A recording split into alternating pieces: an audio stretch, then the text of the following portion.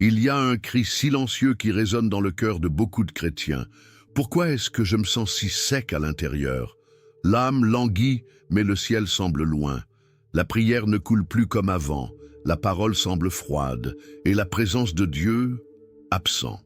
Peut-être jeûnez-vous, pleurez-vous, adorez-vous, mais quand même, vous êtes vide. Le problème vient-il de Dieu? Ou y a-t-il quelque chose d'essentiel qui n'a pas encore été compris? Le Saint-Esprit n'est pas un visiteur occasionnel. Il désire être une demeure constante. Mais il y a une clé que peu de gens ont découverte, et tant qu'elle ne sera pas activée, la plénitude de l'Esprit ne restera qu'une promesse lointaine. Il y a un secret spirituel qui peut bloquer l'effusion dans votre vie. Et dans cette vidéo, nous allons ouvrir les Écritures et le cœur pour comprendre cette vérité transformatrice.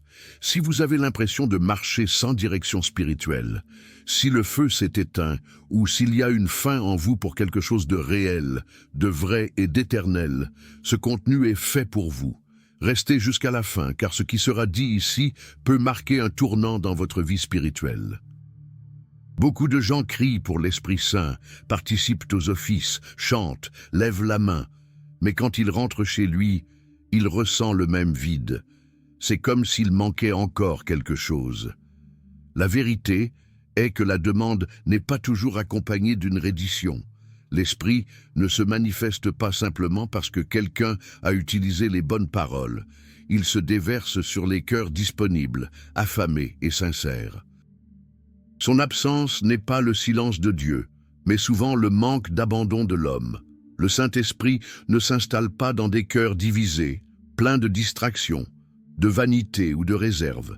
Il veut habiter et demeurer, est quelque chose de continu, pas une chose occasionnelle. Ce n'est pas une visite dominicale émotionnelle, c'est une présence constante du lundi au lundi. Mais lorsque nous essayons de concilier la maîtrise de soi avec la direction de l'esprit, nous créons un environnement spirituel hostile à son œuvre. Là où il n'y a pas de place, il ne reste pas, il ne force pas l'espace, il attend la reddition. Chercher l'esprit, ce n'est pas simplement demander, c'est désirer avec intensité, c'est crier avec des larmes s'il le faut, c'est tout arrêter et dire « Esprit Saint, je ne peux pas vivre sans ta présence ». C'est la faim spirituelle. C'est comme quelqu'un perdu dans le désert qui ne cherche pas un verre d'eau comme une option, mais comme une question de vie ou de mort. C'est cette recherche qui fait bouger le ciel. L'effusion n'est pas le fruit du hasard. C'est une réponse au cri d'un cœur assoiffé. Si nous voulons vivre un réveil personnel, nous devons reconnaître que ce vide intérieur ne sera pas rempli de musique chrétienne, de vidéos ou d'événements. Seule la présence de Dieu peut remplir l'espace qui a été fait pour lui. Mais cette présence n'est pas imposée, elle est attirée. Et ce qui attire le Saint-Esprit, c'est un cœur brisé, abandonné, affamé. C'est le début d'un voyage profond et transformateur avec lui. Beaucoup de gens confondent le regret et la culpabilité. Mais le vrai repentir n'est pas seulement un sentiment de tristesse pour l'erreur commise, c'est une décision de changer. C'est lorsque la personne reconnaît qu'elle s'est engagée sur un mauvais chemin et, sincèrement, décide de faire demi-tour. Le Saint-Esprit n'agit pas là où il n'y a que des remords passagers. Il se déverse sur ceux qui se tiennent humblement devant la vérité et disent « Seigneur, change ma route ». Le repentir est le fondement du réveil. Dans Actes 2, 38, Pierre déclare « Repentez-vous et que chacun de vous soit baptisé, et vous recevrez le don du Saint-Esprit ». Remarquez, d'abord vient la repentance, puis l'effusion. Dieu ne verse pas de vin nouveau dans de vieilles outres. Avant de pouvoir recevoir le nouveau de Dieu, vous devez vider l'ancien, les vieilles habitudes, les pensées, les résistances. Ce vide ne se produit que lorsqu'il y a une confrontation avec la lumière de la parole. Ceux qui désirent la plénitude de l'esprit doivent d'abord passer par la croix de la repentance. Il n'y a aucun moyen de faire l'expérience d'un contact spirituel profond en portant des péchés non confessés ou en justifiant des attitudes contraires à la volonté de Dieu. Le vrai repentir est accompagné de larmes, oui, mais surtout de fruits, un changement visible, une nouvelle attitude, une vie changée. C'est à ce moment-là que l'âme dit « Assez de vivre à ma façon, je veux vivre du tien ». Cette étape, c'est comme enlever ses sandales devant le buisson ardent, comme l'a fait Moïse. Un geste de révérence, d'humilité, d'abandon.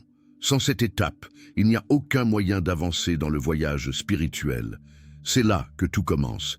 Le repentir sincère ouvre les vannes du ciel et prépare le cœur à l'habitation de l'esprit. Et lorsque cette décision est prise pour de vrai, quelque chose commence à changer à l'intérieur. Et le ciel répond. Dieu n'est pas impressionné par l'apparence ou la performance spirituelle. Il sonde le cœur, et c'est là que l'Esprit Saint cherche une place. Là où il y a la sincérité, l'humilité et la vérité, c'est là que le ciel agit. Un cœur pur ne signifie pas quelqu'un qui est parfait, sans défaut, mais quelqu'un qui a une intention honnête devant Dieu. C'est le genre de pureté qui dit « Seigneur, je ne peux pas le faire seul, mais je m'abandonne complètement à toi ». Jésus l'a clairement indiqué dans Matthieu 5,8. « Heureux les cœurs purs, car ils verront Dieu ». Cette pureté est liée à l'abandon. Un cœur abandonné ne débat pas, ne résiste pas, ne négocie pas, il se trahit.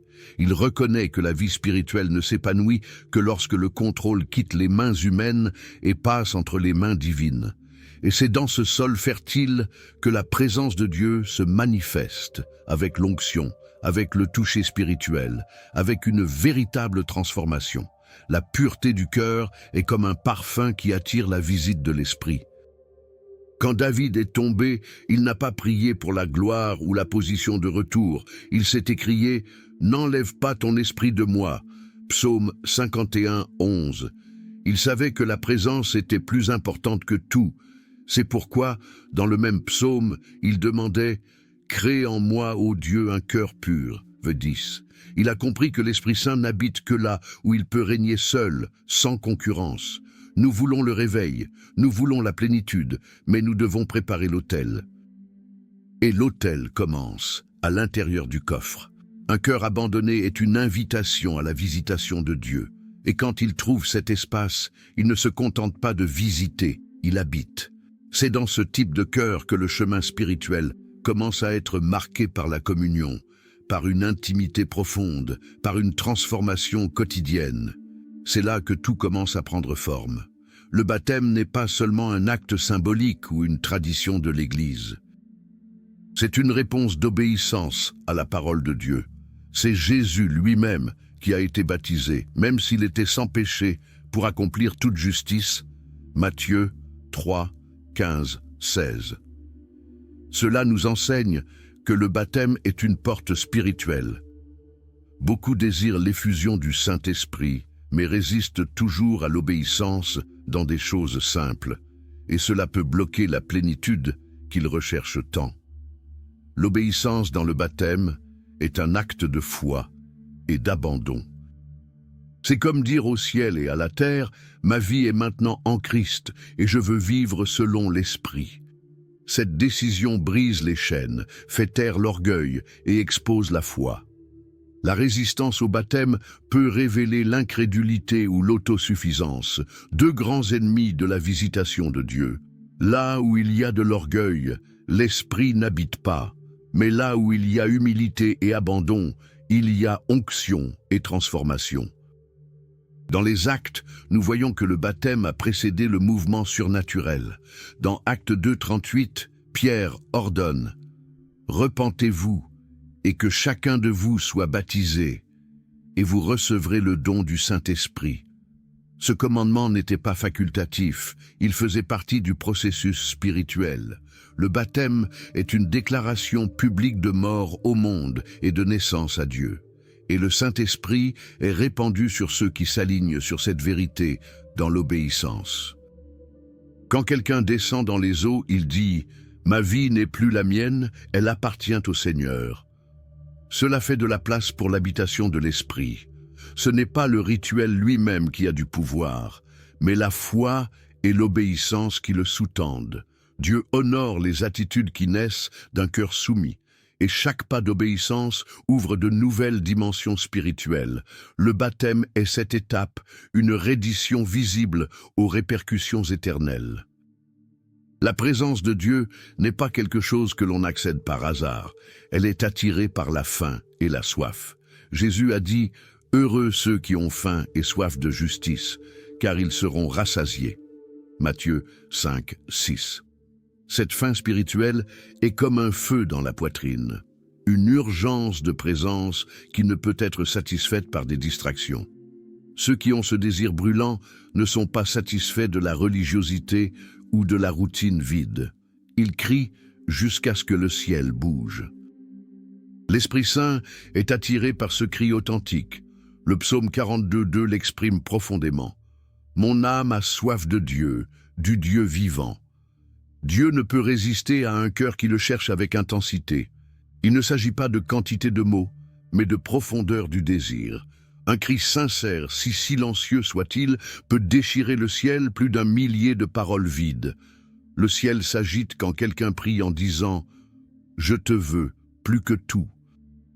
La recherche du Saint-Esprit va au-delà d'une demande occasionnelle. C'est une décision de vie. C'est dire non à beaucoup de bonnes choses, donner la priorité à la seule chose essentielle, la présence de Dieu. C'est le chercher avant d'aller dormir, au réveil, en plein milieu de la routine. Elle est comme Marie, qui a choisi d'être aux pieds de Jésus, alors que Marthe était occupée par ce qui semblait important. L'Esprit se révèle à ceux qui choisissent la meilleure part et ne se laissent pas distraire par le reste. S'il y a une chose que nous devons cultiver, c'est le désir. Ce n'est pas un désir superficiel, mais un désir profond. Le genre de recherche qui génère des larmes, des jeûnes, des veillées, de longues prières, des renoncements. Ce désir transforme l'environnement et prépare le cœur à le déverser. Le réveil personnel commence lorsque la faim de présence devient plus grande que l'appétit pour toute autre chose. Et quand cela se produit, l'Esprit vient, et il ne vient pas peu. Le Saint-Esprit n'est pas un prix pour les plus spirituels, il est une promesse pour les enfants. Jésus a déclaré dans Luc 11:13 que le Père Céleste donne le Saint-Esprit à ceux qui le demandent. Cela change tout. Il ne s'agit pas de mérite, mais de foi. Dieu ne nous remplit pas parce que nous sommes bons, mais parce qu'il est fidèle à sa parole. La foi est la clé qui ouvre le ciel. Il faut y croire, même quand on ne sent rien. Beaucoup attendent de ressentir quelque chose et ensuite croire. Mais dans le royaume de Dieu, vous croyez d'abord, ensuite vous ressentez. La foi précède toujours la manifestation. Hébreux 11:6 dit que, sans la foi, il est impossible de plaire à Dieu. Donc si nous voulons l'effusion de l'Esprit, nous devons briser le doute et nous lancer avec confiance. Croire comme un enfant, faire confiance comme Abraham, qui est parti sans savoir où il allait, mais qui a fait confiance à la promesse. Le doute bloque la visitation de Dieu. Elle murmure, « C'est pour moi. Dieu m'entendrait-il ?» Mais la foi déclare, « Si Dieu a promis, il délivrera. » Lorsque nous nous appuyons sur des promesses plutôt que sur des émotions, nous créons un environnement où l'esprit peut se mouvoir librement. Même si tout ce qui nous entoure dit le contraire, la foi insiste, l'effusion viendra parce qu'il l'a promis. La foi n'attend pas de voir pour croire, elle voit avec les yeux du cœur. Par conséquent, lorsque vous cherchez l'esprit, ne vous laissez pas prendre par ce que vous ressentez ou ne ressentez pas. Regardez la croix, regardez la parole, regardez la promesse. Déclarez « Seigneur, je crois que ton esprit est disponible pour moi aujourd'hui, maintenant même. » Cette foi est comme une torche allumée dans l'obscurité qui guide le chemin vers la plénitude. Quand la foi est ferme, l'effusion est certaine. Dieu honore ceux qui le cherchent avec confiance. Et cette foi attire la présence qui transforme tout. L'Esprit Saint ne se déverse pas sur ceux qui prient de temps en temps, sur impulsion ou par commodité. Il vient sur ceux qui endurent. Dans Actes 1 et 2, nous voyons les disciples prier régulièrement dans la chambre haute jusqu'à ce que soudain les cieux s'ouvrent. Ce n'était pas un événement instantané, c'était le résultat d'une recherche insistante, au jour le jour. La persévérance dans la prière révèle la maturité spirituelle et la dépendance totale de Dieu. La prière fervente n'est pas un cri ou une éloquence, c'est l'intensité de l'âme. C'est le cri qui jaillit du sein de la mer, comme Anne, qui a prié sans faire de bruit, mais a touché le cœur de Dieu. C'est comme Élie au sommet de la montagne, insistant 7 fois jusqu'à ce qu'il voie un petit nuage. La prière qui attire l'esprit est celle qui dit « Je ne m'arrêterai pas jusqu'à ce que tu reviennes, Seigneur ». Cette persévérance remue le monde spirituel et accélère le réveil. Ceux qui prient constamment construisent une atmosphère où l'Esprit Saint se sent le bienvenu. La constance dans la prière brise les résistances spirituelles, renouvelle la foi et fortifie l'âme. C'est comme ouvrir les fenêtres du cœur chaque jour pour que le vent du ciel entre. Et avec le temps, cette discipline se transforme en plaisir, en communion et en intimité. L'esprit vient quand il sait qu'il trouvera quelqu'un qui l'attend, tous les jours. Si le déversement n'est pas encore arrivé, n'abandonnez pas. Continuez à prier, continuez à chercher, continuez à jeûner. L'attente n'est pas l'absence, c'est la préparation. Dieu façonne le récipient pour que l'onction ne soit pas perdue. Persévérer, c'est prouver que nous voulons plus que des réponses rapides, nous voulons de la présence. Et croyez-moi, les cieux répondent toujours à ceux qui n'abandonnent pas. Le feu tombe sur l'autel qui reste allumé. Recevoir le Saint-Esprit n'est pas un casse-tête spirituel ou un processus compliqué. Jésus a été direct dans Jean 7,37. « Si quelqu'un a soif, qu'il vienne à moi et qu'il boive. » C'est simple, soif plus foi, plus sincérité. Dieu n'exige pas de spectacle, mais un véritable abandon. Beaucoup attendent de devenir assez bons pour recevoir, mais l'Esprit agit en ceux qui reconnaissent leurs besoins et s'approchent avec un cœur ouvert et humble. Le royaume de Dieu est accessible aux simples. Jésus lui-même a dit que les vérités spirituelles sont révélées aux enfants. Matthieu 11, 25. L'abandon qui plaît au Seigneur est comme celui d'un enfant, confiant, spontané, simple. Plus le cœur est simple, plus l'esprit trouve le chemin libre. C'est dans cette légèreté de foi que se manifestent les cieux. La visitation de Dieu ne dépend pas du mérite, mais de l'abandon. L'attente change tout. Lorsque l'on se tient devant Dieu avec un cœur plein de foi et d'espérance, l'environnement spirituel est transformé. Le ciel ne peut résister à un cœur qui attend quelque chose de réel. La simplicité ouvre des portes là où la complexité s'arrête. C'est comme cette femme qui a une perte de sang, qui vient de toucher Jésus avec la foi, et le miracle s'est produit. Ce n'était pas le contact physique, c'était l'abandon invisible du cœur. Alors n'attendez pas de tout comprendre pour vous rendre. N'attendez pas le moment parfait. Dieu agit lorsque nous le cherchons simplement, sincèrement et dans l'expectative. Il n'ignore pas l'abandon silencieux, le geste caché de la foi, le soupir de celui qui dit « Esprit Saint, je suis à toi ». C'est dans ce lieu de simplicité que se produit le versement. Et quand cela arrive, plus rien n'est plus pareil. Le Saint-Esprit ne veut pas faire de visites occasionnelles, il veut habiter. Éphésiens 5, 18 nous invite à être continuellement remplis de l'Esprit. Il ne s'agit pas d'un remplissage ponctuel, mais d'un remplissage constant. Le plan de Dieu n'est pas que nous vivions sur des sommets spirituels, pleins dans un service, vides le lendemain.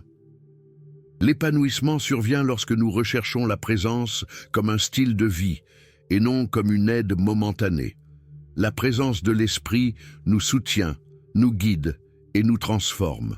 Il n'est pas seulement un sentiment, il est une personne. Et en tant que personne, il désire la communion quotidienne. L'habitation de l'Esprit est cultivée par la constance, la prière, la lecture de la parole et la sainteté. Il ne s'agit pas de vivre la perfection, mais de garder la flamme allumée. Un cœur qui désire plus de présence apprend à entretenir le feu avec zèle et discipline spirituelle. Quand l'Esprit habite, il façonne notre intérieur. nous commençons à remarquer des changements subtils mais profonds.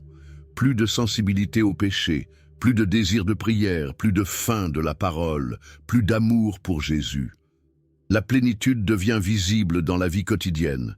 Il ne s'agit pas seulement de dons spirituels, il s'agit d'un caractère transformé.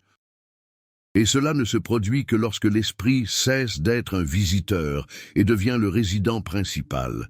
Dieu veut faire de vous une demeure vivante, mais cela nécessite de l'espace. Souvent, nous sommes remplis de tant de choses, soucis, distractions, vanité, que l'Esprit trouve peu de place. La plénitude ne vient que lorsque nous nous débarrassons des fardeaux et que nous lui permettons de tout remplir. Lorsqu'il habite réellement, chaque domaine de la vie en vient à refléter le ciel. Et c'est ainsi que nous vivons non seulement touchés, mais transformés par la présence. La preuve que l'on vit rempli du Saint-Esprit n'est pas seulement dans le parler en langue, mais dans la vie transformée. Romains 10:10 nous rappelle qu'avec le cœur on croit et avec la bouche on confesse. Mais le témoignage va au-delà des mots. Il se révèle dans les attitudes, dans les choix, dans les fruits de la vie quotidienne. Un cœur rempli de l'Esprit porte une étincelle différente dans les yeux, un amour différent dans les actions. Le fruit de l'Esprit, Galates 5:22, doit être le sceau visible de la présence de Dieu en nous. L'amour, la paix, la joie, la douceur, la maîtrise de soi. Ces choses ne sont pas forcées, elles débordent de ceux qui sont pleins. La présence de l'Esprit change notre façon de parler, de réagir et de traiter les autres. Et quand le monde voit cela, quelque chose se produit. Des vies sont touchées, des cœurs se réveillent.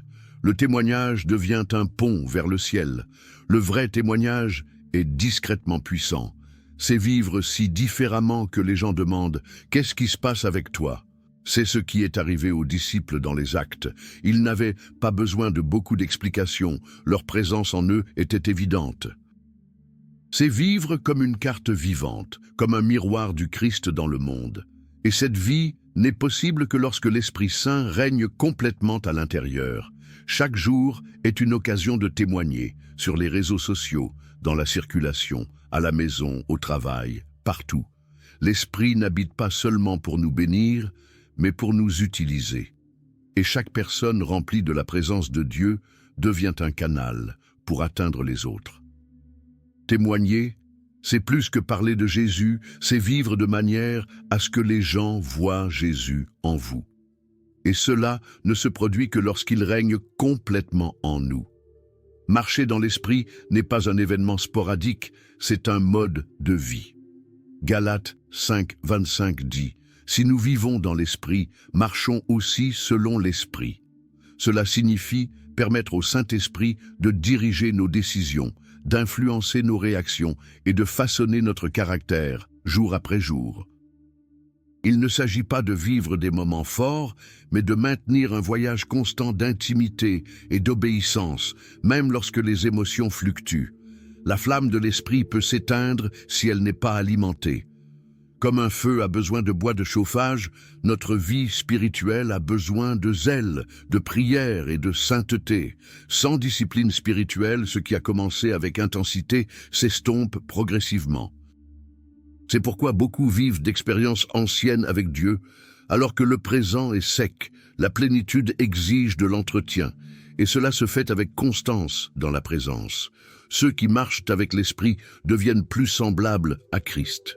Les priorités changent, les désirs s'alignent avec le ciel, et même les tentations perdent de leur force face à la gloire qui habite en eux. Vivre dans l'Esprit, c'est mourir à soi-même tous les jours. C'est dire non à la chair, oui à la croix, et garder les yeux fixés sur le Seigneur. C'est un choix quotidien, et plus il est fait, plus il devient léger, parce que la grâce donne du pouvoir. Dieu ne nous a pas appelés à des visites occasionnelles au ciel, mais à y habiter quotidiennement. Et l'Esprit Saint est le lien de cette communion. Il nous rappelle, il réconforte, il instruit, il corrige et il nous conduit. Lorsque nous vivons avec lui tous les jours, l'ordinaire devient extraordinaire, et même les batailles les plus difficiles deviennent des occasions de gloire. C'est la vie abondante que Jésus a promise et elle est disponible aujourd'hui. L'Esprit Saint n'est pas réservé à une élite spirituelle. Il est le don divin pour les cœurs sincères, prêts à se rendre. Peut-être avez-vous tout essayé, service, campagne, chansons, mais vous ressentez toujours un vide. Peut-être que ce qui manquait, ce n'était pas plus d'efforts, mais plus de dévouement. Dieu ne cherche pas les parfaits, il recherche des disponibilités. Un cœur brisé est toujours la demeure préférée de l'esprit. La question qui se pose maintenant est la suivante. Voulez-vous vraiment être rempli de l'esprit? Êtes-vous prêt à lâcher le contrôle, le péché caché, les distractions qui vous ont volé votre attention? Êtes-vous prêt à dire oui avec de la profondeur, pas seulement de l'émotion? Ce que Dieu veut faire en vous va bien au-delà d'un frisson momentané. Il veut vous transformer complètement. Mais cela commence par une décision. Alors, qu'allez-vous faire de cette parole? Vous le laisserez passer pour un autre contenu, ou allez-vous vous agenouiller maintenant et dire « Saint-Esprit, je suis à toi ». Elle continuera à vivre dans les hauts et les bas, où vous êtes à la recherche d'un logement permanent. Vous attendrez de ressentir quelque chose, ou croirez-vous et prendrez-vous position dans la foi? Si ce message vous a parlé, aimez, partagez et abonnez-vous à la chaîne. Activez les notifications pour continuer à recevoir du contenu qui construira votre vie spirituelle. Et surtout, que cette vidéo soit une étape importante, le jour où vous avez décidé de vivre rempli du Saint-Esprit.